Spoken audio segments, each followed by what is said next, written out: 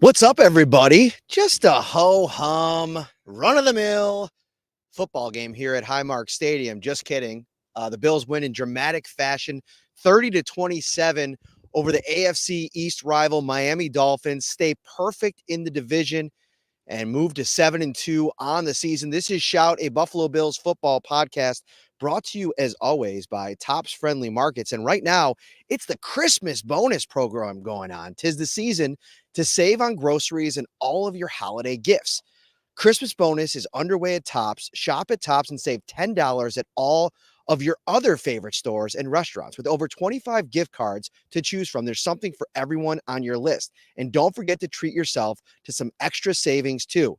Be Santa's biggest little helper with Christmas bonus from Tops. Ryan, this was one that felt like could have ended in a couple of different ways. The Bills score late in the fourth quarter. The Miami Dolphins come right back down and they score to tie the game. The Bills get the ball back. Can't really do much with the ball until a big Jordan Poyer penalty gives them the opportunity a couple plays later for Tyler Bass to make a 61-yard field goal, and he makes it. And the Tyler Bass critics are silent for a moment, or maybe changing their tune. I don't know, but a huge win nonetheless for the Buffalo Bills. Yeah, a gigantic win for the Bills because they did not have their A game today, Matt, where the Dolphins did. The Dolphins came in here with a very good game plan. Tua was efficient with the ball. They ran extremely well with their backs. And the defense, they held up at times against Josh Allen and this Bills offense. They made life difficult, at least, for the Bills to sustain drives. I know there was one short drive, obviously, with Ray Davis, who we'll talk about in a little bit. But for the most part, this was a game where the Dolphins were very effective in just about every phase. And yet, at the end of the day, it's the Bills kicking a 61-yard field goal, which looked like it would have been good from about 70 yards out when he kicked it. To move on again out of 7-2, sweep the season series against Miami, and it leaves Miami in a tough spot. Their schedule the rest of the way is pretty winnable. There's a lot of games there for them, but in terms of the AFC East, I mean, I think the door's shut there. Take this right back from you. How do you like that? Way to maneuver on the fly, take the microphone. He put it a little bit too close to his mouth, but that's okay. No problem there. All right, so let's set this thing up because I think you make a really good point in that this was not the best Bills effort today. This was a Miami Dolphins team that was going to run the football, and I thought Taron Johnson actually said it best after the game. You kind of want them to run the ball because you don't want Tyreek Hill and Jalen Waddle to get free and get going. Christian Benford ruled out to start the game today, which put third-year cornerback Kaiir Elam, who has not started a game since I think midway through last season. When was the last time he started a game? Off the top of my head, I don't remember the game, but it was at some point last season because they were once again banged up at that cornerback position. And so you get Kaiir Elam in a huge spot today. I thought for the most part did a really good job. Tyreek Hill had one big catch where Sean McDermott mentioned it after the game. Elam was really close to making a play on the game, play on the ball, just a few inches away. And I think this is a really good spot for the Bills to get a confidence-building performance out of Kaiir Elam. And the passing game, while Tua ended up with 2 touchdowns, I think he finished with a quarterback rating somewhere around 130, had himself a pretty good game on the road through a touchdown pass to Waddle in the fourth quarter to tie the game.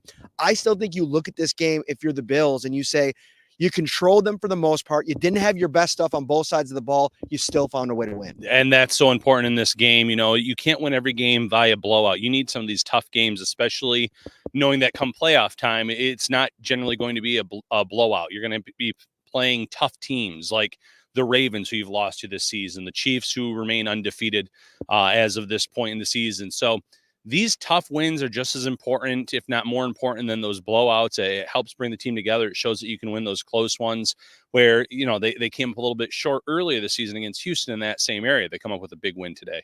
If you're watching on YouTube, thank you so much. Hit that like button, subscribe to the channel as well. We have so much exciting stuff coming up over the next couple of weeks, Ryan. November is jam-packed on the Shout podcast. We're coming to Wingnuts on November 16th, the night before the Bills, who are now 7-2, have a chance to go to 8-2. The Kansas City Chiefs haven't lost yet. It's going to set up a really important matchup there mid-November. Come hang with us at Wingnuts the night before, and then November 30th. Tell them about it. Real quickly. Just Yeah. a quick brief because we got to. That's right. We are back at Turning Stone. You don't want to miss it. We had a great time there last year, and we're back again this year. What's up, everybody? Matt Parrino here with Ryan Talbot. We're the host of the Shout Buffalo Bills football podcast, and we have some big news. We're coming back to Turning Stone Resort Casino. That's right, New York Rec and Social Club, November 30th, the night before the Bills host the San Francisco 49ers. It's going to be a night of Bills football, talking, food, everything, Ryan. We cannot wait. That's right, Matt. Nobody travels like the Bills Mafia. Come out and join us for the podcast and hang out with us after.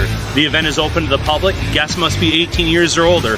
Come out and let's get after it. It's going to be a live edition of Shout, a Buffalo Bills football podcast. We're previewing Bills versus 49ers. See you then. I know it's getting colder in Buffalo, Ryan. It was a little chilly at times today, but we're heating up on the Shout podcast. And it's funny because you talk about heating up, and Josh Allen today, it was hard for a lot of this game. I thought at times the front for the Miami Dolphins did a really good job at keeping him inside the pocket, making things tight, making things, pressure packed for him, forcing him to make really tough decisions. Like, do I take a chance? I see an open receiver, but the window could close quickly. Do I take a chance? So I try to get out of the pocket. But at times when he tried to evade, it was difficult. The Bills got into the red zone 3 times in the first half. Unsuccessful, no touchdowns on any of those trips. And then it kind of changed in the second half. Josh Allen started to get a little bit more comfortable, get into the big strike to Ray Davis in a minute. But you still look at the stats at the end of this game. Josh Allen has been so dominant against the Miami Dolphins over the course of his career. He averages 3 touchdowns against this team a game. You look at the stat sheet once again, even as hard as it was, finishes with 3 passing touchdowns. And really, it could have been a lot more, Matt. I mean, you talk about a rushing touchdown that was called back in a very questionable holding penalty on Osiris Torrance, a strike to Keon Coleman that should have resulted in 6, but it was bobbled by the rookie and intercepted by Jalen Ramsey.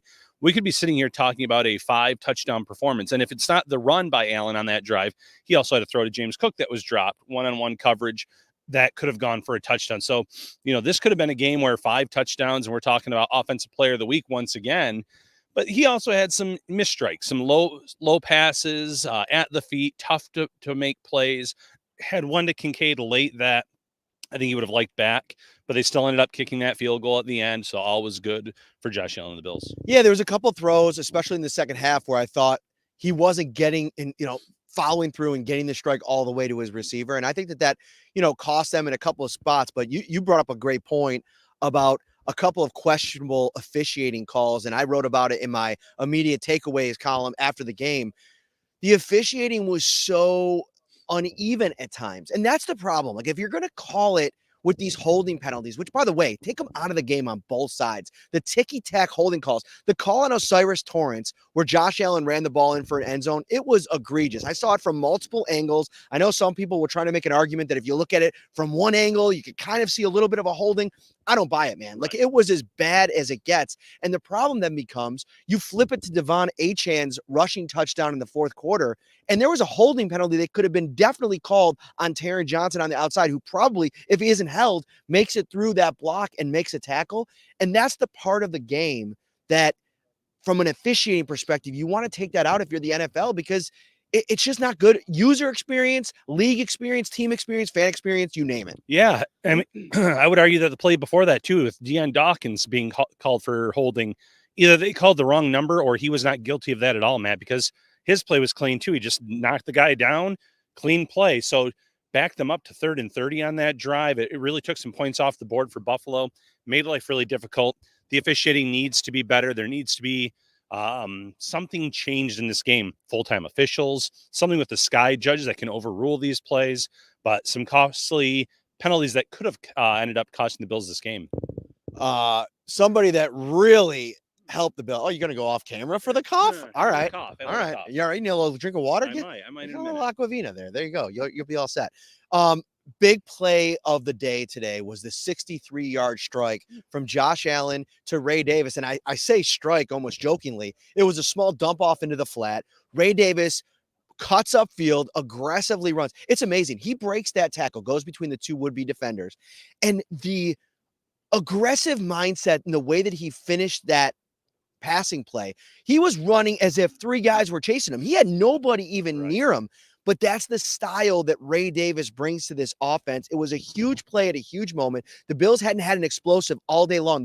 The most dangerous or explosive passing play of the first half, 15 yards for Josh Allen. He goes for 63 yards. That is the longest receiving touchdown by a receiver since C.J. Spiller. Yeah. I mean, that's pretty sweet.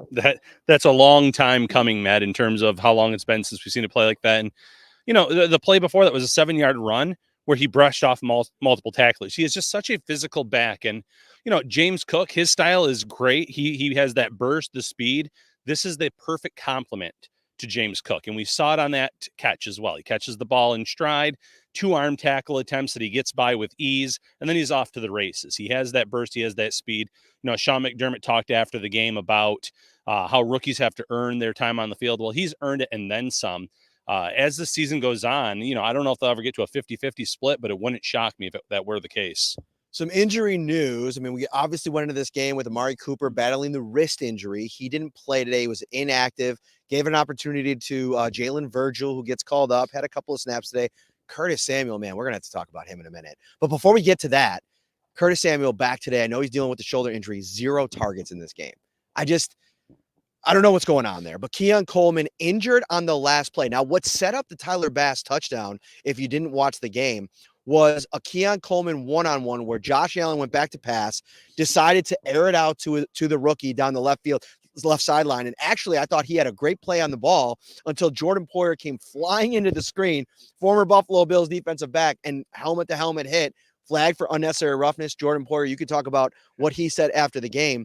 But Keon Coleman, with an injury on the play, he had his wrist in a brace after the game, walking around, Nate Bresky looking at him in the locker room. So that's going to be something now that we have to watch with Cooper dealing with the wrist injury and now a hand/wrist injury for Keon Coleman. The Bills very banged up at the wide receiver position with the Colts on deck, but then Kansas City Chiefs in 2 weeks. Yeah, you need these guys back and healthy ASAP. And it's certainly concerning knowing that, you had Curtis Samuel dealing with something. Amari Cooper wasn't healthy enough to play in this game. McDermott kind of labeled him as a 50-50 kind of shot to play in this matchup.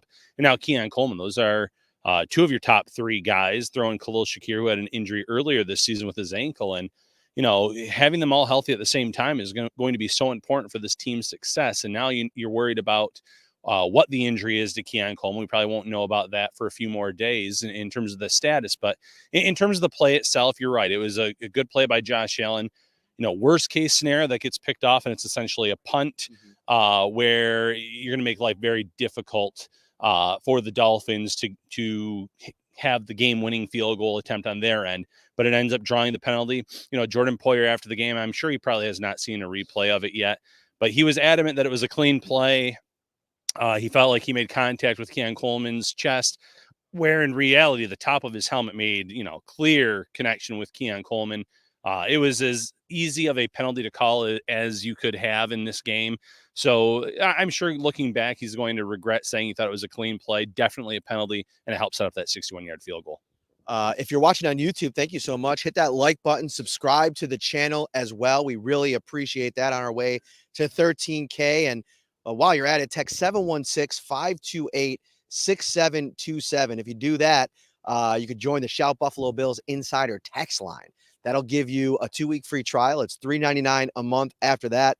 The text line is brought to you by Carrie C. Byer, attorney with the law offices of Francis M. Litra, located at 237 Main Street in Buffalo, New York. If you or someone you know is seriously injured, give Carrie a call at 716-852-1234 or check out litrolaw.com. I want to get to this defense, Ryan, really quick. And, some issues in this game. You look at a Baltimore Ravens team that across the league today dominates the Denver Broncos, and the Bills struggled with them about a little over a month ago, and the big reason why was dealing with Derrick Henry in that running game. And the questions about this run defense continue today. I thought it was a forgettable performance by Ed Oliver and Daquan Jones. When Ed Oliver and Jones got into the backfield at times, there wasn't support at the linebacker level. I thought Terrell Bernard played pretty well. He made a couple of big-time plays flying through the line, but overall as a team, this is not going to get it done against a good running team.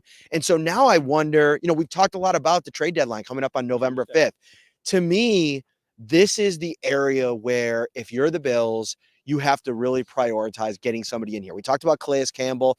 I don't know if they're sellers at this point. Maybe giving an aging Calais Campbell a chance to go chase a Super Bowl, trading him to an in-division rival. Maybe not the most, doesn't make the most sense, but Cleveland Browns get smacked today. They're completely out of it at this point. Maybe you go give them a call. Dalvin Tomlinson is a name that we've discussed. I think there was Quentin Jefferson, I think, plays for them as well. That could be an interesting name, but I think you want to go more of the sizable run stuffing kind of defensive tackle. Yeah, and Campbell, from the perspective of a division rival, that might not make sense, but the Dolphins are done playing the Bills in terms of the regular season, so that might even help in terms of willing to move on from him. But like you said, you look at their schedule, maybe they feel like they can still sneak into the wild card picture. There's a lot of 2 and 3 win teams in the AFC, but after this game, there's no doubt in my mind the Bills have to make a move on their defensive line to be serious about making a run. They did not set the edge well today. There was a lot of runs that went outside for big gains, but on the interior, it was absolutely a poor performance by that unit. So if I'm Brandon Beane and I feel like this is the year to try to win the Super Bowl, you have to make a move by Tuesday at 4 p.m. When the trade deadline hits on Election Day. It's a must at this point, seeing what the Ravens have done to you and seeing now what the Dolphins have done to you. Are you concerned at all about the lack of pop that we've seen from DaQuan Jones this season? Because you go back to last year before the pec injury, through those first 5 games, he was playing about as well as any defensive tackle in the league. He misses most of the season, comes back late, isn't the same player, but obviously the injury factored into that. So if you're the Bills going into this offseason when they signed him to that extension, you're probably sitting there. Did they sign him to the extension this last offseason or the season before? Ooh, that's blanking. Oh, no. Am I blanking? I got to find this out. Let us know in the comments if you remember as I look this up. DaQuan Jones. This is horrible podcast television here, but 2 years, March 20th, 2024. So it was this year. So it was this year because he was going to be a free agent. The Bills end up bringing him back on the 2-year deal. What was it? 2 years? 2 years, $16 million. 2 years, $16 million. And I think they gave him that deal at $8 a year, thinking that he was the player that you saw early last season. And through 9 games, I think he's been steady at times, but we haven't seen the highs of DaQuan Jones like we saw a season ago. Yeah. And to me, if you're not going to have that, the uncertainty around Dwayne Carter as well, we're losing lights, but we still got enough light, though. I think that's not bad. Let's not jinx it. DaQuan Jones has not played at the level that we've come to expect from him. It's absolutely concerning. He's looking his age out there a little bit, and you hope it's a rust thing. We saw some of the aging veterans that the Bills moved on from this past offseason. It took them half the season to kind of return to form. Maybe that happens with Jones, but he has not played at that level that he was playing at the first 3+ games of the 2023 season, where you're right. I mean, I would argue that he was their best defensive player, and there were some great performances from that unit early in the season. Jones, though, is probably right at the top of the list. So you have Damar Hamlin, Taylor Rapp still playing in the secondary. I thought both of them at times today played pretty well. I thought that call on Taylor Rapp on Mostert was absolutely great. This wasn't a very goodish, highly well-officiated game today, which is, you're going to have these kind of games. It feels like the Bills have been in a couple of those over the last month. But, the Bills get the win. It was a huge moment for Tyler Bass today. And so I think we should kind of circle back to that for a moment, because this was a guy that for the majority of the season, going back to training camp, has been kind of on the hot seat. And to go out there in this moment, what this can kind of do for not only him, but the Bills as a team. Sean McDermott used it as an example of mental toughness. Like, I even mentioned going as far as saying, like, little kids out there that want to, learn what it's like to go through adversity, make it through, and then perform in the biggest moment. Mm-hmm. He did that today for his team, a 61-yarder. I mean, I guarantee you, if you would have polled this entire stadium and asked them, is Tyler Bass going to make this field goal? A high percentage of them are probably coming out and saying, probably not. Interestingly enough, so my son really getting into the Bills, he's 10 years old, and my wife texted me after the game. And I just thought this was a kind of a cool story. Early in the game, he said to her after he made the one kick, I think the 49-yarder, I really like Tyler Bass. And my wife's like, oh, well, he's had a tough season. I don't know if there's been much to like. And he's like, I don't know. So he missed the extra point. And so my wife turned to him and said, oh, there it is. See, I told you Tyler Bass has been missing these kicks. And Luke looked back to him and was like, I still like him. I still think he's going to do well. Lo and behold, 61-yarder. And that could be the kind of moment for him that springboards the rest of the season. Like I'd feel comfortable enough going as far as saying the Bills don't have a kicker problem anymore. Ooh, I like that. Listen, you saw the emotion on Tyler Bass's face when he got the game ball from Sean McDermott, how much this kick meant to him. He knows he had to be better. Brandon Beane has said that. Sean McDermott has said that. They've put him on notice. They had a kicker on the practice squad who they released earlier this week. They brought in some legs to, work out to see if there's someone that could maybe potentially push him. But after making a kick like he did tonight, like you said, his confidence has to be at an all-time high. That kick was pure from the start. There was no doubt about it. You feel good for the kid because, at the end of the day, this is someone that is fighting for their job week in, week out. And kickers, usually when they lose it, it's hard to get that swagger back. It's hard to get that accuracy back. And he came up in a clutch moment when the team needed him most. So we saw Keon Coleman on the field today with Matt Collins and Khalil Shakir quite a bit. And I think what was evident to me was the importance of Amari Cooper and what it means to the rest of this wide receiver group, because this is a defense that, watching back that Cardinals game last week, I thought that this was a defense for the Miami Dolphins that was going to come in here and give the Bills some problems, even if Cooper played. With Cooper out, now it puts so much stress on Coleman. He makes that mistake early in the game, and then Josh Allen doesn't look his way again until the fourth quarter on that 2-point conversion after the Mac Hollins game. I will say, Mac Hollins showed up in a big way today. He had to make a couple of important catches. He's not getting tons of separation. He's not going to win on the outside, but he's a bully in the run game. He makes a couple of clutch plays, and I've been a little bit critical of Mac Hollins, and I think in this game today when they needed him, he stepped up and he made a couple of big plays. Yeah, when this offense was struggling to move the ball, he drew 2 penalties. One we both kind of looked back and said, that one shouldn't have been called. That was a miss on the officials that benefited the Bills. But the second one was a clear grab and a hold. And then, lo and behold, 4th and 2, the Bills stay on the field. And it's Matt Collins having his number called in the back of the end zone, coming up with the catch. He came up big for this team. He doesn't ever have the flashiest stat lines, but this is someone that they have talked about being a leader on and off the field for this unit. It is, for the most part, at least pre-Amari Cooper trade, a pretty young wide receiver room, a room that lacked a lot of guys minus Khalil Shakir, although he's only been here for a few seasons too. So it's a very inexperienced room, and a guy like Mac Hollins has the respect of that locker room. And when he makes plays like he did tonight, you can see why. I walked over. I'm going to be writing about this for the site tomorrow, so check out Syracuse.com if you want to read about Tyler Bass and then Quinton Morris, who I got to say, man, like Quinton Morris is always fun to talk to. I walked up to his locker after the game, and he just had the most giddy, childlike smile on his face because he knew what we were about to talk about, right? That's his first target of the season. Right. And it goes for that touchdown and a Houdini, like I wrote, performance or on that play by Josh Allen. But for Morris, it's a play that breaks down. He wasn't supposed to be a targeted player on the play, but he finds himself in a situation, makes eye contact with Josh Allen. Allen flings it over the defender. And I think it was the defensive tackle that was in coverage as closest to him. A huge play for Morris, but he can do that. He can be that for you. And those are the kinds of weapons that the Bills have added around players like Cooper and James Cook and Dalton Kincaid. It's guys like Hollins, who's more known for blocking, Quinton Morris, who's more known for his special teams and his blocking ability, but can make plays when he's called upon. Yeah, and what's funny is, you're right. He doesn't get called upon often, but he usually finds a way to make 2 or 3 plays per season.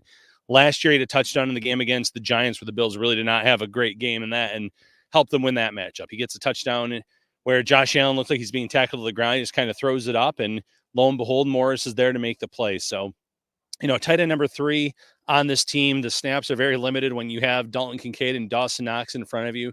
But it's a testament to these guys at the bottom of the roster being ready to play when their number is called. I thought you were going to keep talking. No, that was about it, I think. I thought I kind of closed it pretty well there on Quinton Morris. That was pretty good. All right, so now we sit here. The Bills are 7-2. The Miami Dolphins fall to 2-6 on the season. You have the 3-6 Jets who won on Thursday night against the Houston Texans, and the New England Patriots fall to the lowly Tennessee Titans. So I guess they did the Bills a favor in knocking off the Miami Dolphins last week. And now it becomes the question, like we kind of broached it minimally at the start of the show, but what do the Miami Dolphins do now? I was talking to Marcel Louis-Jacques about it before we went into the locker room, and I asked, all right, do they become sellers here? Because at 2-6, the path to the playoffs, even if they go on a really special run, it's going to take almost perfect football to really be in the mix at the end. And, they got to play the Jets twice more. So those are 2 tough games. I think they got to play the Pats once more, which For whatever reason, like the Pats play the Jets and the Dolphins tough. Where do you feel like the Miami Dolphins sit right now, going back after giving everything? I think they left it all out here. I think they played a really good game. They had a chance to win it in the end. Do they become sellers, or do they hang on and just say, hey, listen, we're invested in Tua. You can't trade Tyreek Hill, because if you trade Tyreek Hill, what does that do potentially for Tua in this passing game? Mm-hmm. So even if you're going to get draft capital back, if you're Chris Greer, you might be getting fired at the end of this season. So I don't know if you're willing to give up the one guy that can be, the fail safe for Tua. Right. And Marcel was pretty adamant that he thinks there's still a path for Miami to potentially make a run for a wild card spot. And I don't necessarily disagree. I mean, everything would have to fall right for them. I believe they have the Rams up next, which, with both of their main receivers back in the fold, that's going to be a tough game for them. I think that they might sell off some older pieces without rebuilding this whole roster. Right. Try to get a few draft picks for some older guys that are not part of your long-term vision. If you're Chris Greer, who you're doing everything in your power to make a run for the playoffs to save your job, which I still don't think is going to happen. But I still think you might make a move or two, not guys that are necessarily going to make this team a bottom feeder in the AFC or in the conference. Like I said, I thought maybe if they lost convincingly today, you might have to reevaluate like a Tyreek Hill, with Pittsburgh being so desperate for wide receivers and trying to find guys. But that's just not going to happen. As you said, that messes up the whole offense. You can't really trust Jalen Waddle. He seems to get nicked up and banged up quite a bit throughout every year. So Hill is too important to this offense, but some minor pieces here and there I could see them moving on from. I really like the dynamic of James Cook and Ray Davis in this game. I like the way that Joe Brady kind of fluctuated in between both backs, giving both backs kind of an opportunity at times on drives, and then also Ty Johnson working in as well. He made a couple of nice plays, and I saw a lot of Bills fans like, oh, okay, Ray Davis has a nice run. Like, why don't you lean into him? I mean, James Cook has had a lot of good plays this season, and obviously he has the drop, and it's something that continues to be a storyline, of his game. But I wanted to mention the fact that I like the way the running back usage in this game, and I thought, for as uninspiring as the start was for Joe Brady, I didn't like those 2 run calls on the opening drive. It just felt like, without looking at it on the replay or on all 22, it looked like the Miami Dolphins came out to stop the run. Just the way that they, aligned on their defensive front, and you run right into them twice uninspired, and then you have that incompletion. I didn't like the way they started. But Joe Brady on the touchdown is 4th and goal. I mean, that was a pivotal moment in this game.